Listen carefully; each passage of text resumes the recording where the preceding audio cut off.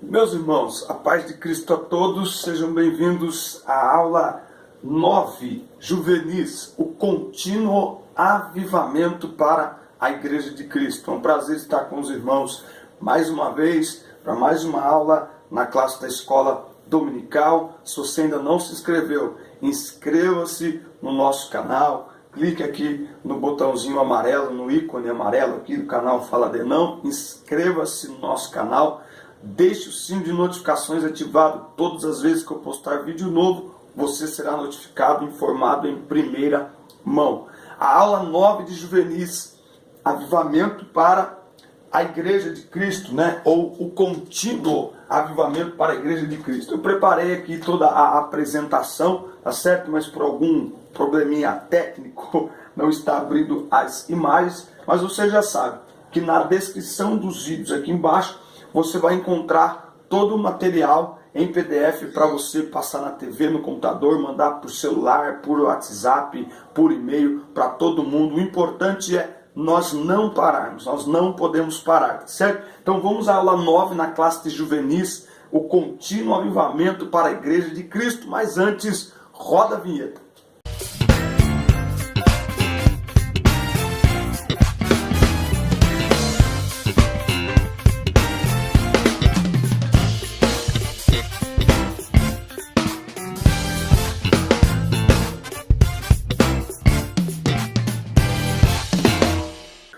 Contínuo avivamento para a Igreja de Cristo. Mas a verdade, a vereda dos justos é como a luz da aurora, que vai brilhando mais e mais até ser dia perfeito. Provérbios 4:18. O fato de ter sido gloriosa e vitoriosa ao longo dos séculos, a história da igreja não ficou isenta de equívocos e contradições. Mas nas noites mais sombrias, com o auxílio do Espírito Santo, o povo de Deus terá sempre as Sagradas Escrituras para iluminar o seu caminho. Uma igreja parecida com Jesus, inconformada com o mundo e vivendo uma contínua renovação espiritual. Então nós vamos aí analisar hoje que o avivamento é algo contínuo. Por quê? Porque a igreja não é estática. A igreja não é imóvel, ela é um organismo vivo e por isso em todas as épocas e em todos os tempos nós precisamos estar sempre passando por um contínuo avivamento, sempre buscando um contínuo avivamento, tá certo? Efésios 5:18.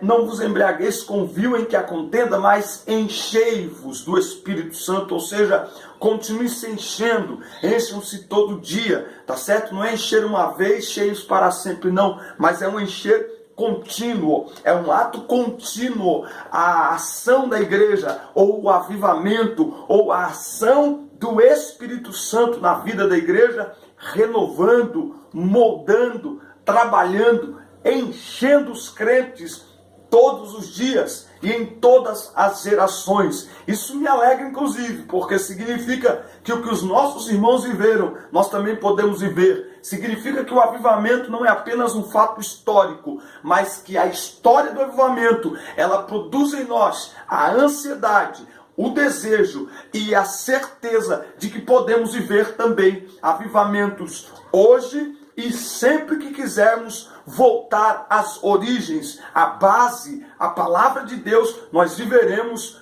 avivamento, movimentos do Espírito Santo no meio de sua igreja, porque ela é um organismo vivo e como tal é sempre renovada, é sempre preenchida pelo poder do Espírito Santo.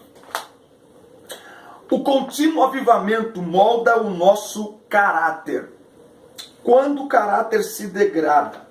Há um texto do Antigo Testamento em que o salmista descreve uma postura adotada pelo crente que lhe traz autêntica felicidade. Bem-aventurado o varão que não anda segundo o conselho dos ímpios, nem se detém no caminho dos pecadores, nem se assenta. Veja, anda, detém, assenta. Veja que há uma degradação do caráter humano de uma maneira progressiva, não é? É aquela questão de, mas a pessoa saiu da igreja e uma semana depois estava fazendo tudo que antes não fazia. Na verdade, ela não saiu da igreja agora, ela já estava fora da igreja há muito tempo.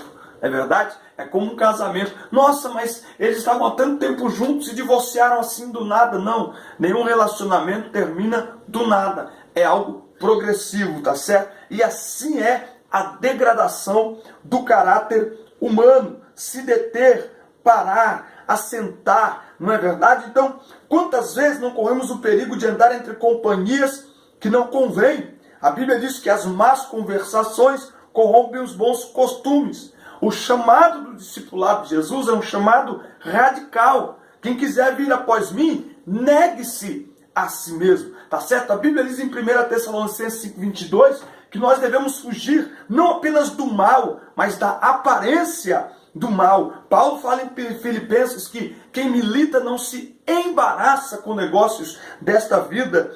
O escritor aos Hebreus, no capítulo 12, versículo 1, vai dizer: portanto também nós, visto que temos a rodear-nos tão grande nuvem de testemunhas, desembaraçando-nos de todo o peso e todo o pecado que tenazmente nos assedia, corramos. Então, nós temos que fugir não apenas do mal em si, mas da aparência do mal, tá certo? Não tem pecadinho, pecadão. Por quê? Porque é um ato progressivo a degradação do ser humano, né? O perigo que a igreja corre, historicamente como instituição, a igreja iniciou sua caminhada no dia de Pentecostes, quando os crentes foram cheios do Espírito Santo. E os crentes começaram a fazer a diferença por todos os lugares por onde passavam. Eles eram testemunhas da mensagem de Jesus, né? Em Antioquia, a Bíblia diz que eles foram chamados pela primeira vez cristãos. O que é a palavra cristão traduzindo? São pequenos cristos, pessoas que se parecem com Jesus no andar, no falar, no vestir. As pessoas veem Jesus nestas, o mundo vê Jesus nestas pessoas que são chamados de cristãos. O tempo passou, a igreja perseguida passou a ter privilégios, institucionalizou-se radicalmente quando tornou-se religião oficial do Império Romano. Estude história da igreja, fala muito sobre isso, é muito interessante. Quando o imperador, acho que é o imperador, se não me falha a memória, Domiciano, quando Constantino, no terceiro, quarto século, ele se torna cristão, entre aspas, e aí se o imperador se torna cristão, então é aí que vai entrar os templos, é aí que vai vir o ouro, é aí que vai vir um monte de coisas que vai impregnar na igreja, tá certo? Que a igreja vai acabar absorvendo aquilo que estava fora dela. E o império que hoje ataca a igreja são as mídias sociais, é a televisão, que tem atacado a igreja, ameaçado a igreja. E por que tem encontrado lugar? E por que tem destruído a fé de muitas pessoas? Por quê? Porque muitos não têm discernimento. Nós vivemos, eu tenho dito isso quase em todas as aulas, uma geração de analfabetos espirituais. Olha o que Paulo fala em 2 Timóteo 4:3. Pois haverá tempo em que não suportarão a sã doutrina. Se existe a sã doutrina, uma doutrina saudável, é porque existe uma doutrina falsa, mentirosa, doente.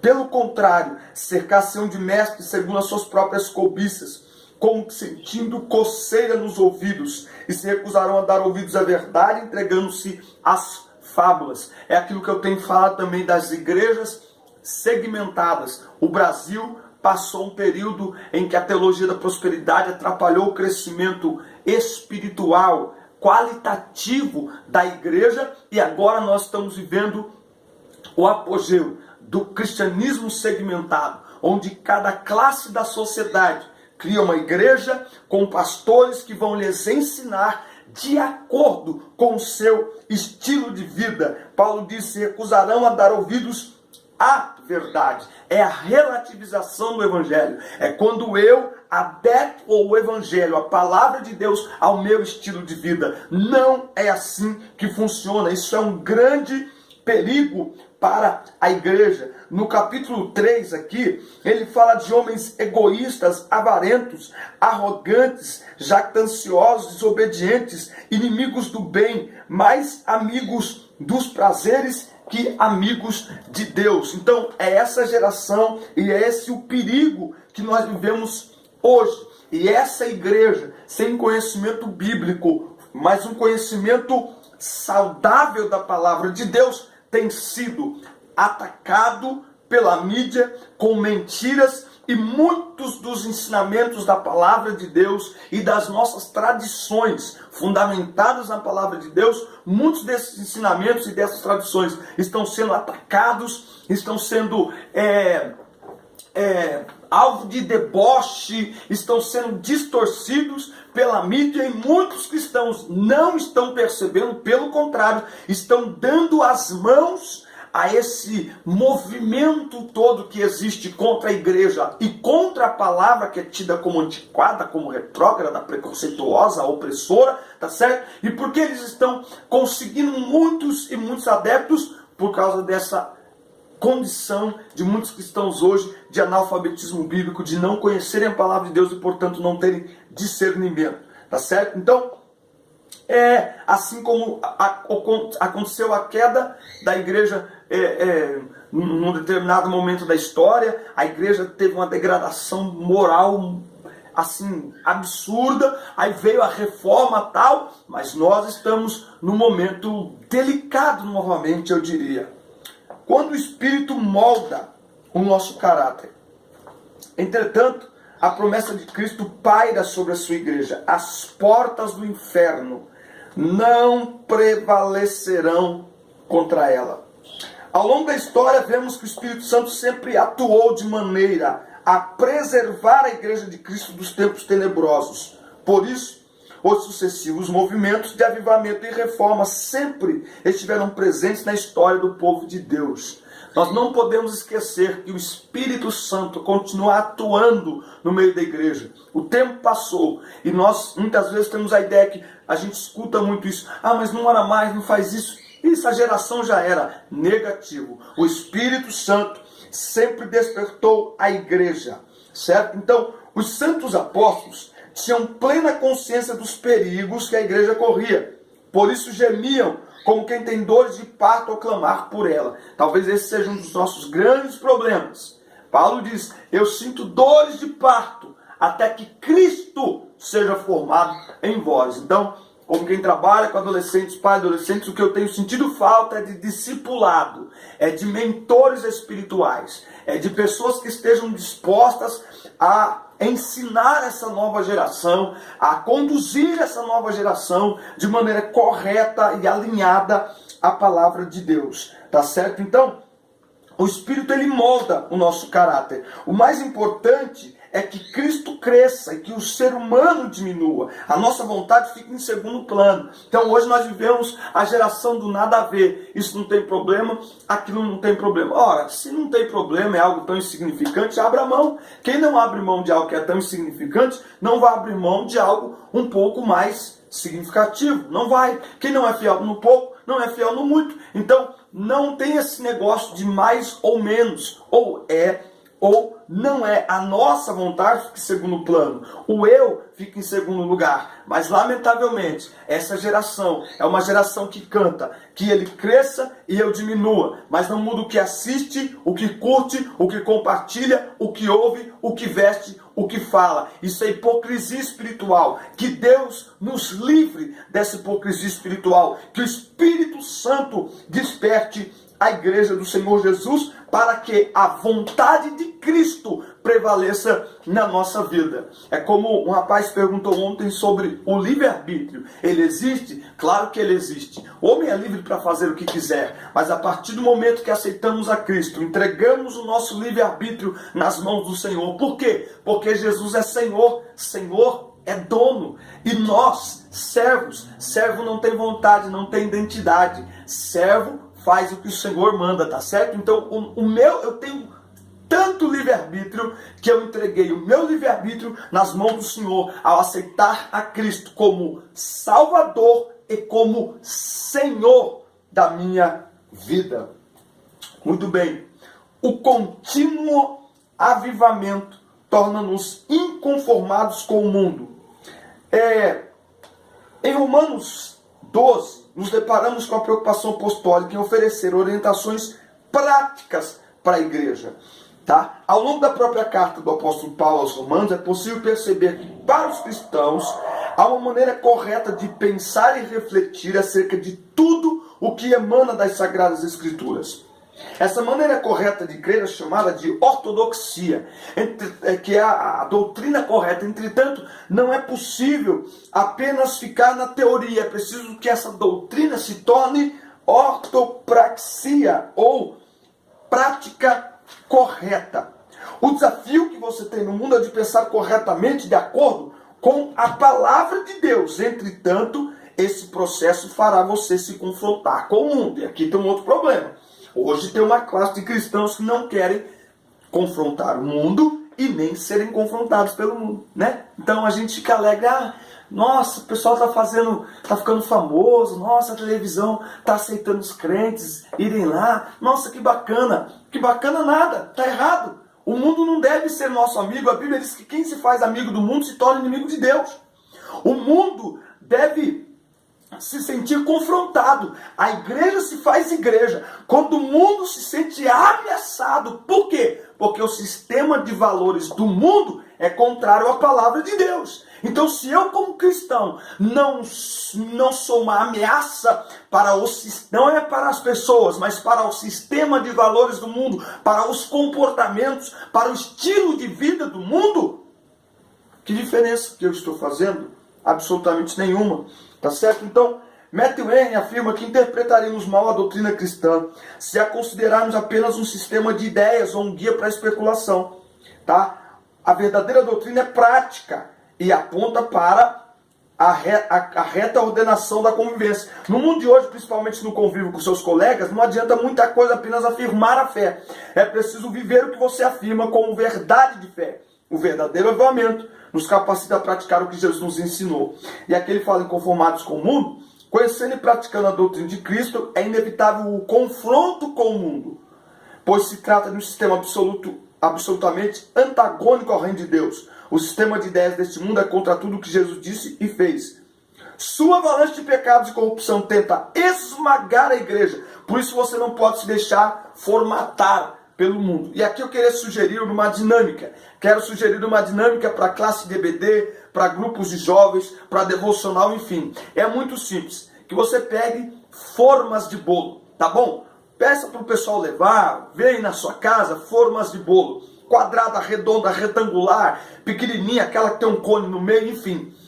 Bom, se você conseguir fazer bolo e preencher, seria muito legal. Se você não conseguir, só a forma já dá para fazer.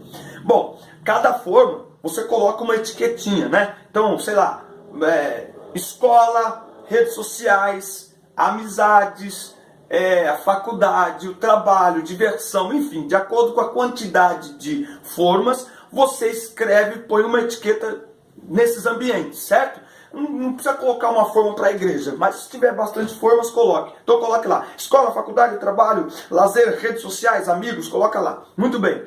E se você não fizer o bolo, então pense para eles imaginar, tá? Que você fez um bolo, uma mesma massa, certo? De chocolate, tá? Então todas essas formas estão preenchidas com bolos de chocolate. Só que são formas diferentes. Quadrada, redonda, formato de coração, formato de lua, de estrela, com cone no meio, com furo, sem furo, enfim. Pequena, grande, enfim. A hora que esse bolo assou, todas essas formas assarem o bolo, que é da mesma massa, por exemplo, de chocolate, qual o sabor que terá esse bolo? Quadrado, redondo, formato estrela, de lua, pequeno, grande, com furo no meio, sem furo no meio. Qual o sabor? Se você usou a mesma massa de chocolate, todos eles, redondo, quadrado, retangular, alto, baixo, com cone no meio, formato estrela, todos eles, independente da forma, de alumínio, de plástico, de vidro, todos estes bolos vão ter o mesmo sabor de chocolate, porque você usou a mesma massa. Muito bem. As formas são o mundo. O bolo, a massa, somos nós. O sabor da massa é a palavra de Deus, é o evangelho, é a nossa fé.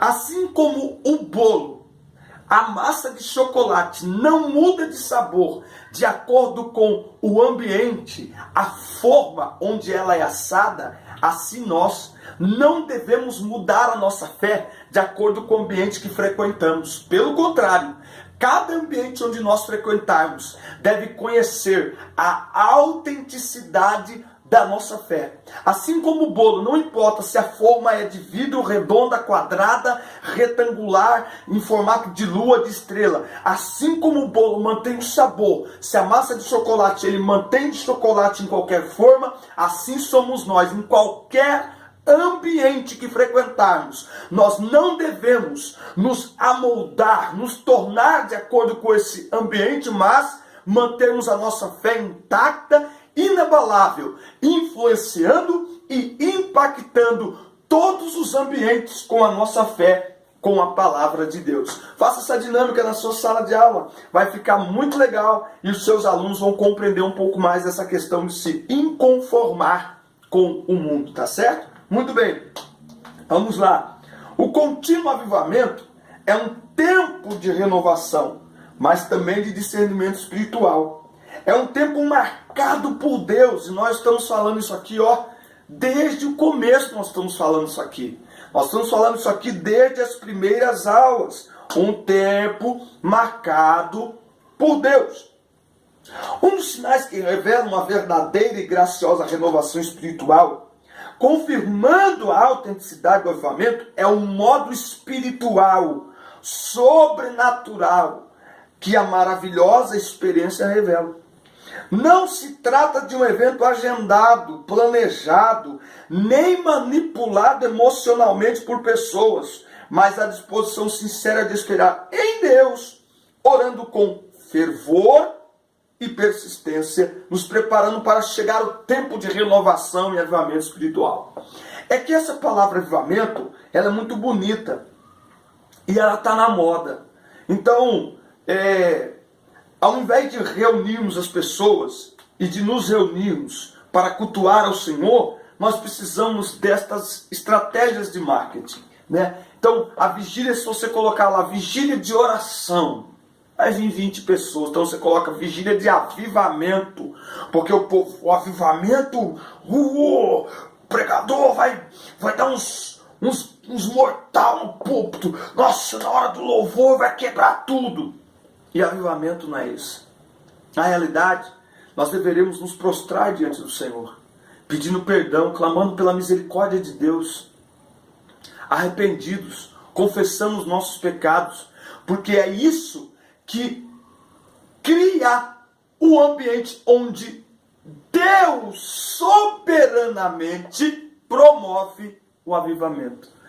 Tudo o que podemos fazer é criar o ambiente para promover o avivamento. Porque quem promove o avivamento é Deus. Avivamento não é agendado.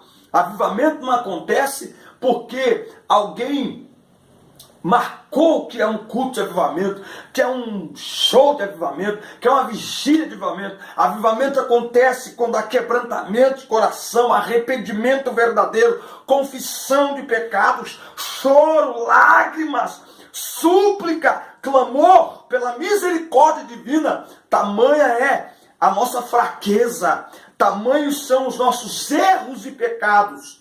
Portanto, avivamento não se faz de pé, avivamento não se faz pulando, avivamento se clama por ele, se espera por ele de joelhos. E é isso que essa geração precisa aprender, a andar de joelhos na presença do Senhor, se quisermos viver fatos históricos e reais, como os nossos ancestrais, os nossos antepassados viveram. Senão, nós passaremos pela história e lá na frente, se o Senhor não voltar, o que vão dizer da nossa geração? Uma geraçãozinha fraca aí, pulava demais, fazia um show, nossa, era uma galera muito animada, mas fraco, espiritualmente fraco, não tinha nada de avivado. Então, todo o poder, a manifestação, a realização do avivamento, ela vem de Deus. Ninguém agenda, ninguém marca. É um tempo de discernimento espiritual. O avivamento não é meramente místico, diz o pastor Claudenor de Andrade, na sua obra Fundamentos Bíblicos de Autêntico Avivamento. Não é místico, tá certo? É, acima de tudo, espiritual. É preciso cuidado e discernimento. Mas como ter discernimento sem conhecer o que é e o que não é avivamento? Como ter discernimento? Então é preciso estudar, que é o que nós estamos fazendo nesse trimestre. Estudando o que é avivamento. Quantos de nós aqui, professores, líderes, pastores, quantos de nós tínhamos uma ideia errada acerca do avivamento, mas através do estudo desta lição, nós estamos aprendendo, e isso precisa ser passado para a igreja. Então, como ter discernimento sem conhecer? É preciso conhecer, a igreja precisa conhecer o que é avivamento para buscar, para orar, para clamar, para não ser levada por modismos, para não ser levado como meninos, né, por qualquer chamariz, por qualquer propaganda, mas também para não nos tornarmos adultos céticos, frios e calculistas, né? Sabe aquela pessoa que tudo olha assim, será? Será que é mesmo? Falta de discernimento, falta de sensibilidade espiritual. Por quê? Porque não tem conhecimento da palavra de Deus. Então, gente, está claro, todo avivamento é fundamentado na Bíblia, na palavra de Deus, né? Então tem que tomar muito cuidado com cultos, com eventos, né? Aonde não há exposição da palavra. E o pessoal diz que está tendo avivamento. Como pode ter avivamento num lugar que não tem palavra, se o avivamento é produzido pela palavra, que nos leva a quebrantamento, arrependimento, confissão, lágrima? Então não tem como. Tem que ter palavra, tem que equilibrar aí, certo? Então, estejamos, pois, em alerta. Então ele continua aqui falando sobre grandes excessos, né, que já teve na igreja. Dentes de ouro, cair do espírito, unção do riso e muitas coisas. Embora eu fique sempre... a palavra que eu sempre coloco é equilíbrio. Equilíbrio. Por quê? A manifestação do Espírito Santo, ela é dada a cada um para o que for útil. E o Espírito Santo não coloca ninguém em transe, porque ele não possui o ser humano como um espírito maligno. É diferente, tá? O Espírito Santo, ele habita em nós. Agora, quando há efusão, quando há a manifestação do Espírito Santo,